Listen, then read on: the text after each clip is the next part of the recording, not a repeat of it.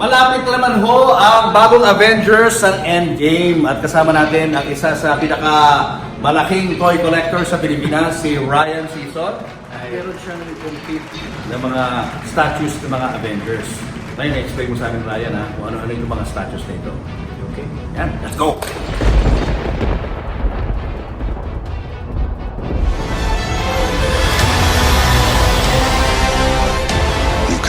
Live with your own failure. Where did that bring you? Back to me.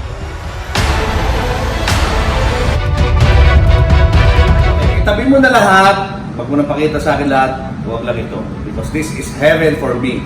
Ang iyong life-size Iron Man. Paano mo naman nakuha itong mga to? At halos kompleto na yata eh. Yeah, actually, trio yan. Yung isa, nasa baba, yung War Machine. Tapos meron pa akong isa, Mark 43, nasa house ko naman, at spring doon. So this is Mark 42. This is Iron Patriot from Iron Man 3. This is the Mark 4. Medyo hindi ko naman kailaw yung inamatay. Authentic dito. This one, if you compare, mas malaki siya. Kasi this used to be an actual armor. Tapos ginawang statue. Kaya kita mo. What do you mean actual armor? Armor ng... Na nasusuot. Okay. Sinuot mo. Statue. Sinuot Yeah, mo. actually at one Halloween, nagpunta ako ng Halloween party as Iron Man. That's the first Iron Man na life-size statue na ever produced license. Iron Man Mark 3.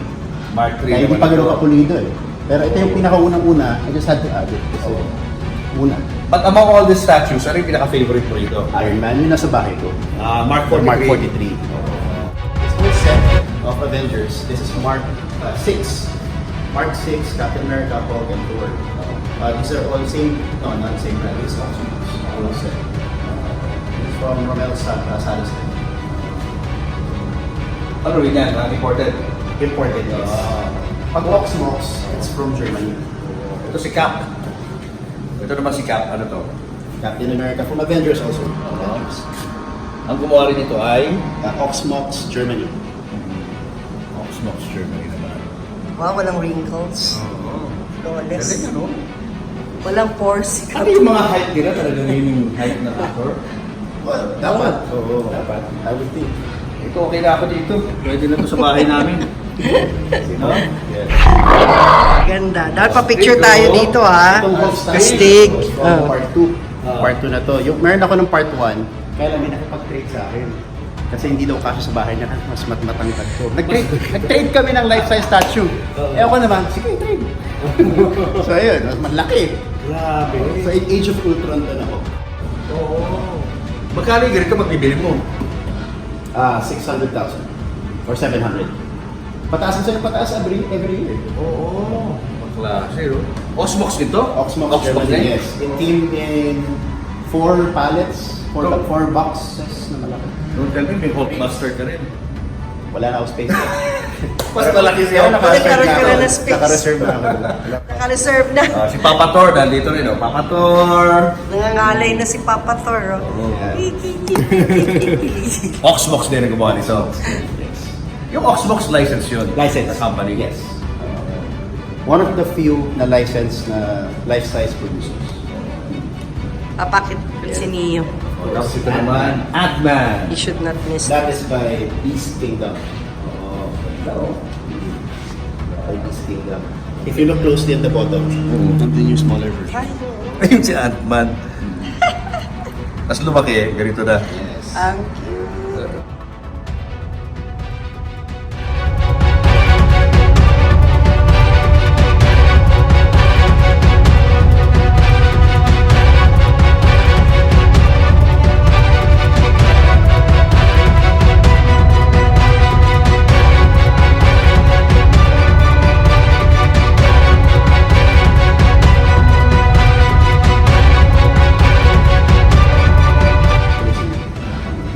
Ito na Spider-Man.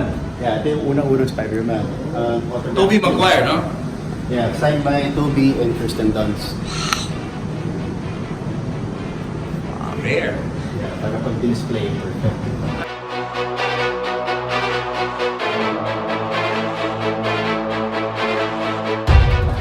Yan, malapit na. Malapit na matapos ang Avengers. Wow. Ganda oh. Oh, Thanos. Thanos. Thanos hands. Galing mo pati Groot. Life size. Grabe naman yung group na yan. May mga humihiram pa sa'yo itong mga statues na to? Parang nakita ko na ito dati eh, sa isang Pi conference. Ano silang sariling Okay. Wow. How much yung ganyan? Yung ganyan kalaking ano? I think nasa 300,000 yata, 350. Para mas mahigit Nung una ko yan. nakuha. Gaano kalaki? 4 years ago na yun, 5 years ago. Ano to? Prop to sa ano? Ginamit sa mga premiere ng No, movies? no. Actually para ganun yung purpose niya. Pero this is limited edition for collectibles, collectors na rin. Tapos yung scale niya, ito talaga ang scale ni Groot. Feeling ko mas malaki. Mas Masyado malaki siyang malaki. ito. Oo. Kasi pag nilagyan mo na ng katawan, di ba? Parang sobrang laki na. Tignan mo yung Tao close. to. Have a closer look dun sa face. Tignan mo yung mata, very expressive oh. Parang umiiyak nga siya eh oh. High gloss. Ang ganda. High gloss version. This is the War Machine Mark II. Sa Iron Man 3. Iron Man 3 siya nakita. It's also a licensed product by Beast Kingdom. Yeah. Ilan ang ginawang ganito sa buong mundo? I believe, lang siya, 100 pieces. Wow. Rare yun. Pag sinabing 100, konting-konti lang dala. Buong mundo ito. May nag-uusapan dito. And how much does it cost? The SRP, nasa 350,000, I believe. Okay, for these ones, mas maliliit naman, mga life-size busts. As you know, you can also collect these. Kaya mo siya nagko-collect ng mga bust eh. Puro mga toys lang, saka may isa akong life size. These are life-size busts from Sideshow Collectibles. This is Mark 7, yung nakita sa Avengers, the first one. Yung nahulog sa building, tapos biglang nag-suit up. Tapos, ito, head lang siya, replica. Ito, Mark 3. This is the first life-size bust ever na ginawa ng Sideshow for Iron Man. It's very rare. Tapos, ito naman, this is a signed autograph picture ni Robert Downey Jr. Uy, idol? Signature. Yeah, signature ni Robert Downey RDJ. Jr. Yes. Saan mo naman nabili ito? From my autograph picture guy. Oo. States. Yeah. Pwede ba iuwi na to? Kasi dami mo na collection eh. Ha? Babay na.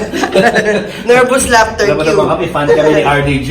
How do you know? Anong proof mo na yung mga ganitong klase mga pictures na may autograph? Ito totoo.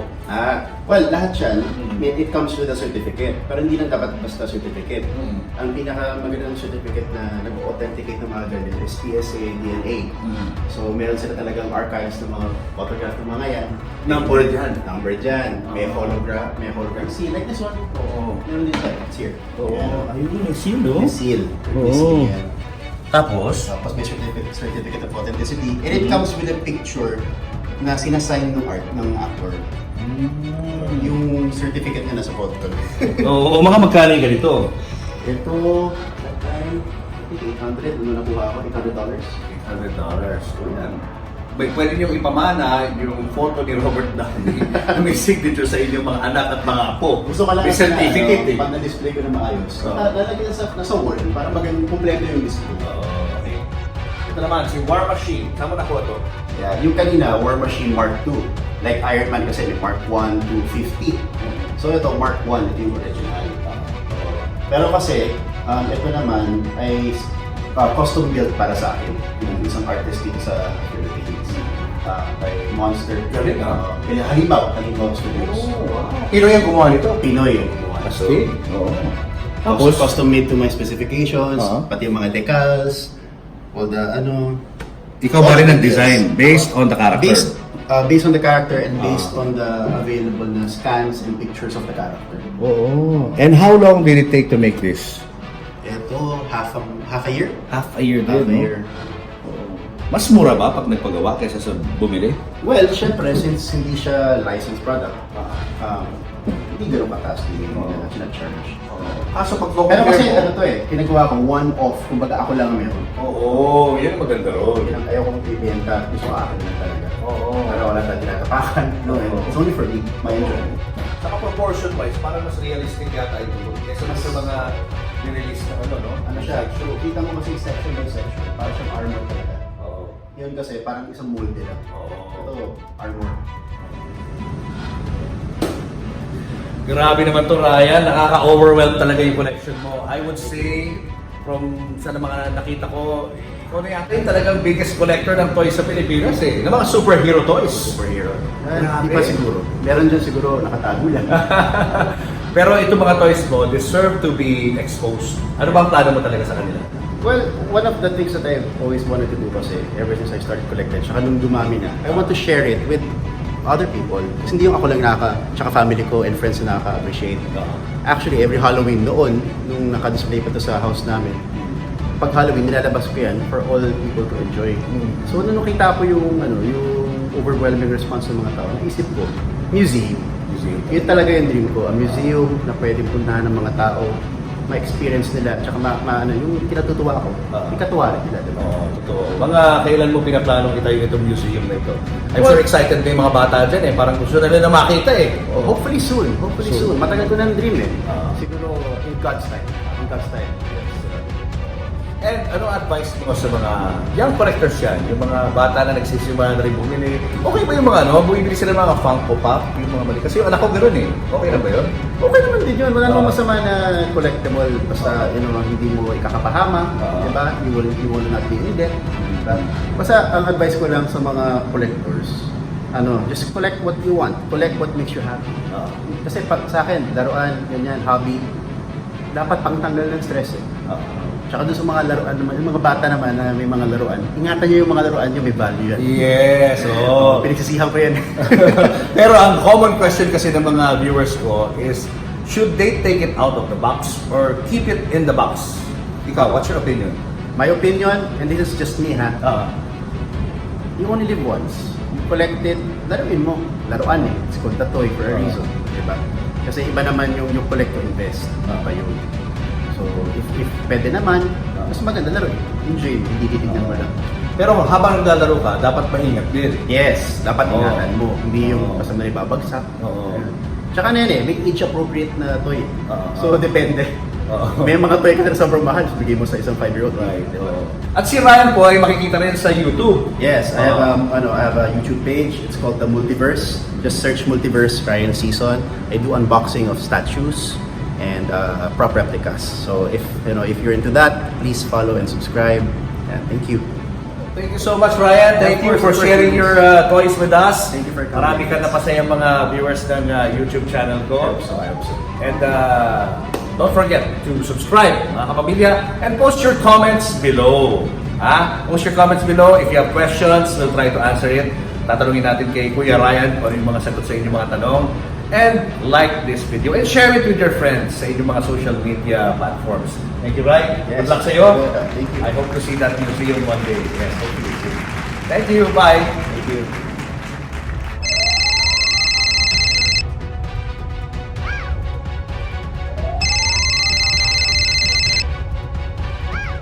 At may bonus tayo ngayon dahil may i-unbox na toy. Itong si Ryan for us.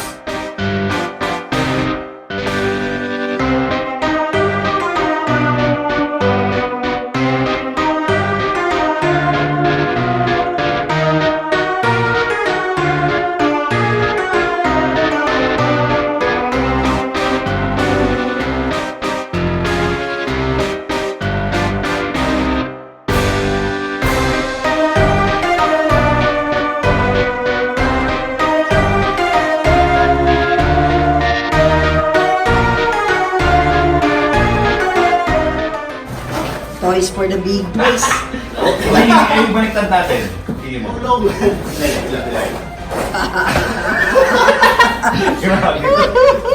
Dapat yan. Yan. Oh my gosh. Supportan niyo ilalim. Ayaw ah. In the underworld.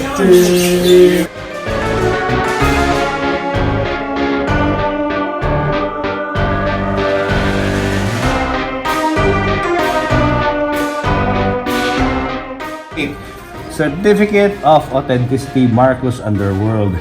Edition 104 o 500. Tama. 500 nga. At meron pang seal. It's sculpted by Master Steve Wang. Oo. One of the best in the business. Yeah. Okay, here it is. Oh, wow. Vampire. Marcus. Yeah. Natakot. Ito yung phone. Ito yung nakakatakot na Natakot, uhulog. Pang Halloween talaga. Ito mo na lang.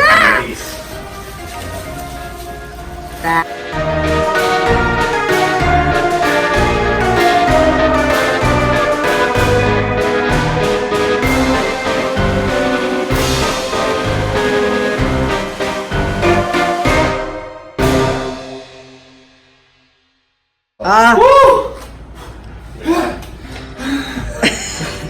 Grabe ka, Marcos. Nakakapagod ka. Grabe. Hindi mo. Ang ganda.